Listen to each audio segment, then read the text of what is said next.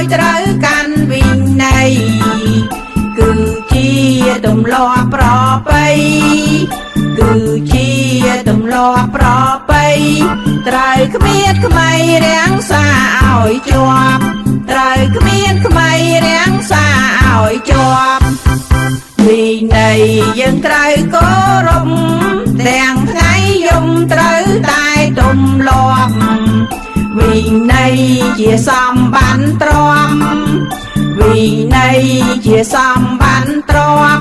ត្រូវកាន់ជាប់ទៅបានថ្លៃធ្នូ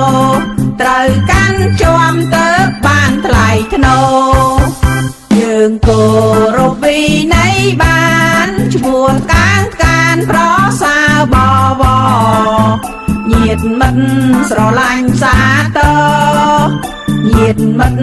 ស្រឡាញ់សាទរសំជាកូនល្អគួរឲ្យស្រឡាញ់សំជាកូនល្អគួរឲ្យស្រឡាញ់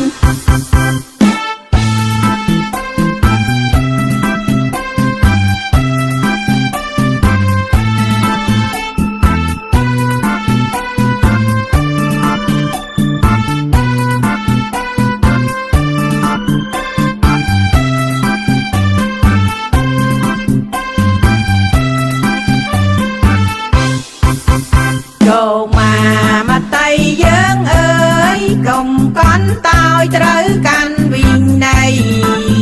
គឺជាទម្លាប់ប្រពៃគឺជាទម្លាប់ប្រពៃត្រូវគ្មានក្មៃរាំងសាឲ្យជាប់ត្រូវគ្មានក្មៃរាំងសាឲ្យជាប់វិន័យយើងត្រូវគោរពទាំងថ្ងៃយំត្រូវតែទម្លាប់វិន័យជាសម្បត្តិទ្រាំវិន័យជាសម្បត្តិទ្រាំត្រូវកាន់ជាប់ទៅបានថ្លៃធ្នូត្រូវកាន់ជាប់ទៅបានថ្លៃធ្នូយើងគោរពវិន័យបានឈ្មោះកាងកានប្រសើរបវរញាតិមិត្តស្រឡាញ់សាទរញាតិមិត្តស្រឡាញ់សាទរសំជាកូនល្អគួរឲ្យស្រឡាញ់សំជាកូនល្អគួរឲ្យស្រឡាញ់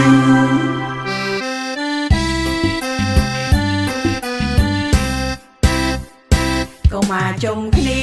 រីងរាយសប្បាយចិត្តនាំគ្នាមូលមិត្តចូលរៀនមត្តេយ្យសាលា